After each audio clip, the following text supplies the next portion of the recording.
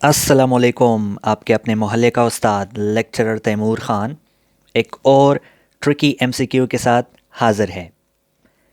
इस एमसीक्यू को आप देखें। Identify the underline phrase.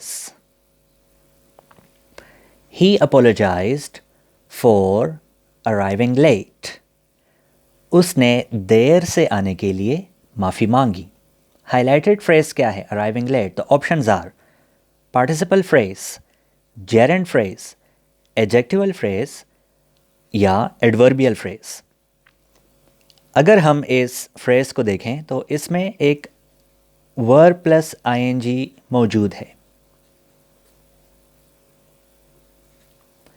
अब सवाल ये है कि ये जो अराइविंग है, क्या ये एक पार्टिसिपल है या ये एक जेरेंड है? अक्सर कैंडिडेट्स या स्टूडेंट्स इस बात में कंफ्यूज हो जाते हैं कि ये तो एक ही वर्ब प्लस आईएनजी है, हमें कैसे पता चलेगा कि ये एक पार्टिसिपल है या जेरेंड है?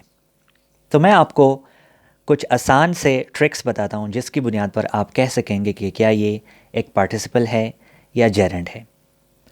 सबसे पहले आप इस वर्ड अराइविंग या इस फ्रेज़ का इस सेंटेंस के अंदर ग्रामेटिकल फंक्शन देखें। ही अपोलोजाइज्ड, अपोलोजाइज्ड एक वर्ब है, उसने माफ़ी मांगी। फॉर प्रपोजिशन, फॉर के बाद सवाल उठता है व्हाट, उसने किस चीज़ के लिए माफ़ी मांगी?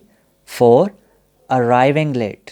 इसका मतलब है कि ये फ्रेज़ यहाँ पर इस फॉर प्रपोजिशन का ऑब्जेक्ट है जो कि व्हाट का जवाब दे रहा है। हमें पता है कि सेंटेंस में ऑब्जेक्ट का काम हमेशा एक नाउन करता है, इसलिए यहाँ पर ये अराइविंग एक जेरेंड है। ठीक है। जब भी आप देखें कि एक सेंटेंस में जो वर्ब प्लस आईएनजी है, अगर वो सब्जेक्ट का काम करे या किसी वर्ब के ऑब्जेक्ट का काम करे, तो वो हमारे पास एक जेरेंड होगा, क्योंकि एक पार्टिसिपल कभी सब्जेक्ट या ऑब्जेक्ट का काम नहीं करता।